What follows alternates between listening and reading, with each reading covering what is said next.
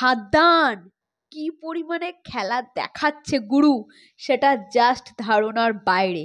খাদান 3 দিনে 4 কোটি টাকা কালেকশন করে ফেললো কিন্তু already. So hello guys, I am Riya, welcome back to my channel. তো এখন কথা বলবো খাদানের বক্স অফিস কালেকশন রিপোর্টকে নিয়ে। খাদান 3 দিনে 4 কোটি, এটা ভাবা যায়? মাত্র 3 দিনে 4 কোটি কালেকশন, ভাই রে ভাই। তো খাদার ফার্স্ট দিন অর্থাৎ ডে 1 যেদিন ছিল শুক্রবার, সেদিন কিন্তু কালেকশন করেছিল 1 কোটি টাকা। 1 কোটি তার একটু এদিক ওদিক, যেটা দেবদার নিজেই কিন্তু আমাদেরকে জানিয়ে দিয়েছিল। সেকেন্ড দিন অর্থাৎ শনিবার কিন্তু খাদান প্রায় 1.5 কোটির মতো কিন্তু একটা কালেকশন করে। তো সেখানে কিন্তু প্রায় 2.5 কোটির কালেকশন হয়ে যায় দুদিনে, মানে প্রথম এবং দ্বিতীয় দিনে। এবং থার্ড দিন খাদান মানে সানডে এমনিতেই কালেকশন বেশি হয়, ছুটি ছাটা থাকে। সানডে কালেকশন রিপোর্ট জানলে মাথা ঘুরে যাবে।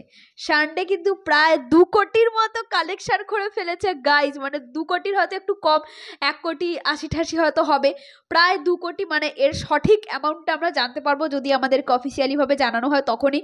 কিন্তু বুক মাই শোতে প্রায় 200+ হল হাউসফুল গেছে, তার নিরিখেই তো বোঝা যাচ্ছে কি পরিমাণে কালকে কালেকশন করেছে।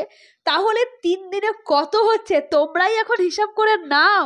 3 দিনে কিন্তু অলরেডি 4 কোটি হয়ে যাচ্ছে গাইজ।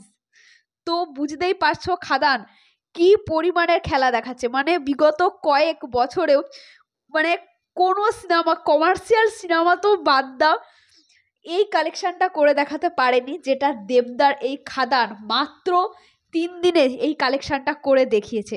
তো মানে এটা যে কতটা একটা আনন্দের বিষয় সেটা কিন্তু বলে বোঝানো যাবে না। মানে সত্যি এটা একটা খুবই আনন্দের ব্যাপার। এবং দেবদা কেন, পুরো খাদান টিম এই মানে খাদানের জন্য, প্রমোশনের জন্য যেরকম খাটাখাটনি করেছে, এটা হয়তো তারই ফল। মানে সমস্ত খাটনির হয়তো মানে এটা একটা আনন্দ, তাদেরও পরিশ্রম সার্থক। এইভাবেই কমার্শিয়াল সিনেমা আবার ফিরে আসুক। মানে এখন মনে হচ্ছে সত্যি, কেন সব হিরোরা কমার্শিয়াল সিনেমা করে না? প্রত্যেকটা হিরোরই উচিত কমার্শিয়াল সিনেমা করা, এবং পরিচালকদের উচিত যে কমার্শিয়াল সিনেমাকে আবার বাংলাতে ফিরিয়ে আনা। কারণ এই সিনেমায় পারবে কিন্তু বাংলা সিনেমাকে একটা অন্য মর্যাদা দিতে। তো একটা দারুণ কিন্তু ব্যাপার চলছে। এবং শুধু 3 দিনেই যদি 4 কোটি টাকা কালেকশন করে ফেলে, এখনও তো 25শে ডিসেম্বর একটা বিরাট ছুটির দিন, যেটা বুধবার দিনে আসছে।